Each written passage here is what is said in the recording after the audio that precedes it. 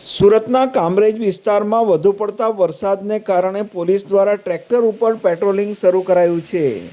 આજે સવારથી જ વરસાદ વરસી રહ્યો છે। 9 ઇંચ જેટલો વરસાદ વરસતા કેટલાક વિસ્તારોમાં પાણી ભરાયા છે, જેને લઈ પોલીસ દ્વારા તકેદારીના ભાગરૂપે આ કામગીરી શરૂ કરવામાં આવી છે।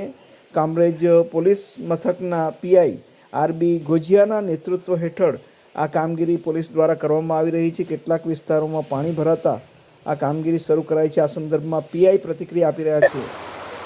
આજરોજ કામરેજ પોલીસ દ્વારા કામરેજ પોલીસ સ્ટેશન વિસ્તારમાં ભારે વરસાદને લઈને જે ડીપ સોસાયટીઓ છે એમાં પાણી ભરવાની ધીરે ધીરે સમસ્યાઓ સામે આવી રહી છે। એ સમસ્યાઓ અન્વયે કામરેજ પોલીસ બિલકુલ સજ્જ છે અને કામરેજ પોલીસે લગભગ 4 જેટલા ટ્રેક્ટરો અને પૂરતા પોલીસ સ્ટાફ સાથે આ ડીપ સોસાયટીઓ આવેલી છે। ડીપ સોસાયટીઓની અંદર જઈ અને ત્યાં ટ્રેક્ટર પેટ્રોલિંગ કરી અને જો રેસ્ક્યુની કોઈ પણ સમસ્યા અથવા તો રેસ્ક્યુનો બાબતને કોઈ પણ મેટર ધ્યાનમાં આવે તો અમે માટે બિલકુલ અવેર છીએ અને રેસ્ક્યુ કરવા માટે બિલકુલ તૈયાર છીએ।